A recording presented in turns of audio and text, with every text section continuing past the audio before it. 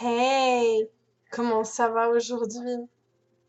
Je n'en ai pas fini avec la grammaire et je vous retrouve pour vous parler d'une tournure typiquement française, la traduction de on, qu'il ne faut pas confondre avec la préposition anglaise on.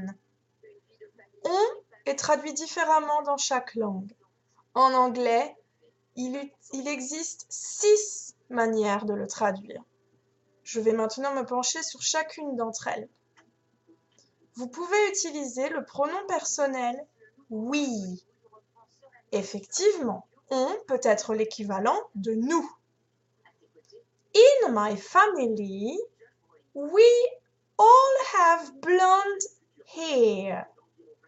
Dans ma famille, on est tous blonds. Moi aussi, je suis blonde. Je m'inclus dans ce on. Je me sens concernée par l'information donnée. Utilisons maintenant le pronom personnel they. In my family, they all like broccoli, but I don't. Dans ma famille, excusez-moi, on aime tous le brocoli, sauf moi. Je m'exclus de ce on. Je ne suis absolument pas concernée par l'information. They s'oppose donc à we. Parlons maintenant du pronom personnel you. Ce pronom assimile on à une explication donnée. Je m'explique. Pour allumer la lumière, on appuie sur le bouton rouge pendant 5 secondes. To turn the light on, you press the red button for 5 seconds. Lorsque vous voulez donner une consigne à quelqu'un, lui expliquer quelque chose, vous vous adressez directement à cette personne. Il est donc logique de dire tu ou vous, you en anglais. Un peu plus compliqué. On peut représenter une masse de gens, un groupe, une population. Cette population est soumise à des généralités. Cette population, ces ensembles d'individus, sera logiquement traduit par people, les gens. In Italy, people love pasta. En Italie, on aime les pâtes. La plupart des Italiens aiment les pâtes. Cet aliment est un aliment clé de la gastronomie italienne. On parle donc de la grande majorité des Italiens. Parlons maintenant de one.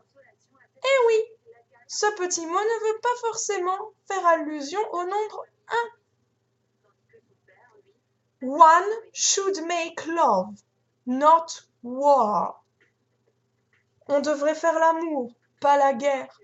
Je viens ici d'énoncer un principe moral.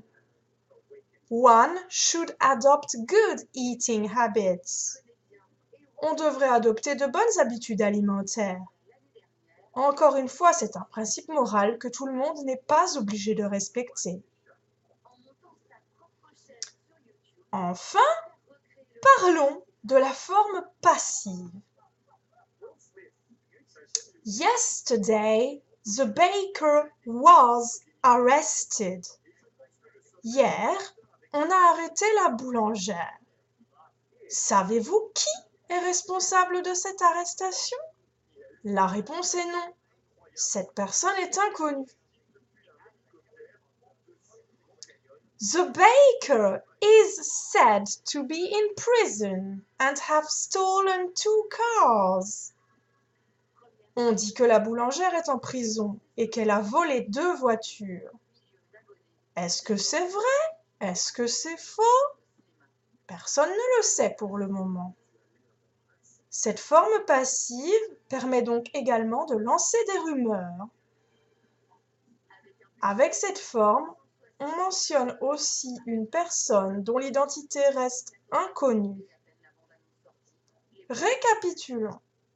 6 options pour traduire on du français à l'anglais. Parmi ces 6 options, 3 pronoms personnels. We, je suis concerné. They, je m'exclus du on. You, je m'adresse à quelqu'un pour lui expliquer quelque chose. Un nombre, one. J'énonce des principes moraux. Une forme verbale, la forme passive. Was plus participe passé, were plus participe passé, l'identité de la personne est inconnue, ou je lance une rumeur. Enfin, people, les gens, j'évoque des généralités, je m'adresse à une masse, à plusieurs individus regroupés. Vous avez des questions, des remarques? Vous voudriez lever certaines ambiguïtés? N'hésitez pas à me contacter. Ce point grammatical est beaucoup plus poussé que ceux que nous avons abordés jusqu'à présent. Il est normal d'hésiter.